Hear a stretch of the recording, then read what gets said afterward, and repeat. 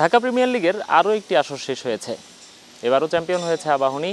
Umpiring নিয়ে বিতর্ক ছিল, ক্রিকেটারদের পাওনা এখনও বাকি। ডিপিএলে এসব নিয়মিত চিত্র। তবে একেবারে ভিন্ন যে চিত্রটি এবার দেখা গেছে সেটি হচ্ছে প্রথমবারের মতো পুরো আসরটি শেষ হয়েছে কোনো ধরনের স্পন্সর ছাড়াই। দেশের শীর্ষ এই আসরে স্পন্সর না থাকায় ভ্রু কুঁচকে ওঠে অনেকের। তবে কেবল প্রিমিয়ার লিগ নয়, জাতীয় ক্রিকেট লিগ বা এনসিএল এবং বাংলাদেশ ক্রিকেট লিগ বা বিসিএলেও এবার কোনো স্পন্সর খুঁজে পায়নি বিসিবি। তার মানে লিস্টে এবং প্রথম শ্রেণীর ক্রিকেটের শীর্ষ ৩ আসরেই স্পন্সর পায়নি বোর্ড। ফলে সবগুলো আসরই পরিচালনা করতে হয়েছে নিজস্ব টাকায়, যেখানে বোর্ডের খরচ হয়েছে অন্তত 18 কোটি টাকা। 1988 সাল থেকে ঢাকা প্রিমিয়ার ডিভিশন কখনোই স্পন্সরহীন ছিল না।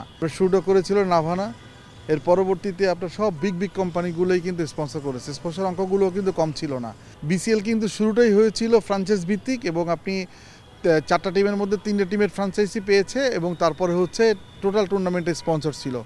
তো আমরা দেখলাম যে গত বছর স্পন্সর উইথড্র হয়েছে, ফ্র্যাঞ্চাইজ কমেছে একটা, এই বছর দেখলাম যে ফ্র্যাঞ্চাইজি একটাও নাই এবং হচ্ছে স্পন্সরও নাই। গরম গরম রুটি, সাথে সুজির হালুয়া, দুর্দান্ত জুটি। তবে জুটি জমাতে চাই তীর আটা ময়দার সুজি, কারণ তীর ছাড়া আমার চলেই না। ঘরোয়া আসরগুলোতে বরাবরই বিসিবির পাশে ছিল ওয়ালটন। ডিপিএল ও এনসিএলে পৃষ্ঠপোষকতা করার পাশাপাশি বিসিএলের একটি ফ্র্যাঞ্চাইজিরও মালিকানা তাদের। তবে এবার কোথাও টাকা ঢালতে রাজি হয়নি প্রতিষ্ঠানটি। কারণ কি থাকে না, আমাদের তো একটা প্ল্যান থাকে। যেমন এবার প্রিমিয়ার লিগের সময় বাংলাদেশে শ্রীলঙ্কা চলে আসলো। হোম সিরিজ একটা ইন্টারন্যাশনাল সিরিজ, ইন্টারন্যাশনালের মধ্যে যখন হোম সিরিজ হয়, ঘরোয়া টুর্নামেন্টগুলো হয়, তখন অনেকটা ব্যাকফুটে থাকতে হয়। আমার কাছে মনে হয়েছিল যে এই প্রিমিয়ার লিগটা একটু ঢাকা পড়ে যাচ্ছে। প্রতি বছর তো আমরা করি, অন্যরা আসার ইচ্ছা পোষণ করে কি না সেটা আমার জানা নেই। যদি করার ইচ্ছা থাকতো অন্য কোনো বড় কোম্পানি বা স্পন্সর প্রতিষ্ঠান, তাহলে আমাদের এই গ্যাপে ওরা ঢুকে যেত। কেবল ঘরোয়া আসরগুলোই নয়, জাতীয় দলেরও বাজার চাহিদা কমছে। সাকিব মোস্তাফিজদের জন্য স্পন্সর খুঁজতে হয়রান হতে হচ্ছে বিসিবিকে। গেল ওয়ানডে বিশ্বকাপের পর শ্রীলঙ্কার বিপক্ষে টাইগাররা একটি পূর্ণাঙ্গ সিরিজ খেলেছে কোনো ধরনের স্পন্সর ছাড়া। পরবর্তীতে রবির সঙ্গে 50 কোটি টাকায় 5 বছরের চুক্তি করে বোর্ড।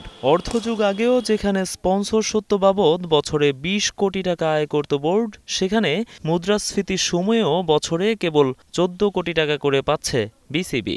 বিসিবি বলছে বৈশ্বিক সংকটের কারণে স্পন্সর খুঁজে পেতে বেগ পোহাতে হচ্ছে তাদেরকে। স্পন্সরদের সীমাবদ্ধতা হয়তো আছে, সেই কারণে হয়তো তারা বিসিবির সব কিছুতে সবাই সম্পৃক্ত হতে পারে না। সো ওয়ার্ল্ড একটা রিসেশনের মধ্যে দিয়ে যাচ্ছে, একটা হিকআপস চলছে সবারই। সো ওই জায়গায় ক্রিকেট বোর্ড তো আমরা তো আর এই পৃথিবীর বাইরে না। আমাদের ম্যাক্সিমাম পেমেন্ট, আমাদের কোচদের বেতন থেকে শুরু করে সব কিছু আমাদের তো এগুলো ডলারে পেমেন্ট করতে হয়। সো আগে ডলারের পেমেন্ট যা ছিল, বাংলাদেশের কারেন্সি ডেভ্যালুয়েশনের কারণে সেটা প্রায় 30 টাইমস, লাইক 30 টাকা 40 টাকা প্রায় 35 টাকা পর্যন্ত বেড়ে গেছে। অটোমেটিক্যালি যদি সেটা বেড়ে যায়, টাকার অঙ্কে যদি আমরা হিসাব করি, তাহলে আমাদের পেমেন্টটাও বেড়ে গেছে, খরচও বেড়ে গেছে।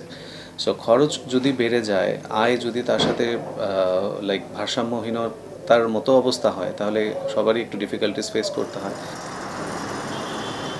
আইসিসির রাজস্ব বন্টন নীতি আর হাজার কোটি টাকা এফডিআর-এর মুনাফায় কোষাগার এখনও ভর্তি বিসিবির। তবে নীতি নির্ধারকরা সচেতন না হলে, ক্রিকেটাররা মাঠে ভালো ফলাফল এনে দিতে না পারলে দর্শকদের পাশাপাশি স্পন্সররা আরও আগ্রহ হারাবে বলে মত বিশেষজ্ঞদের।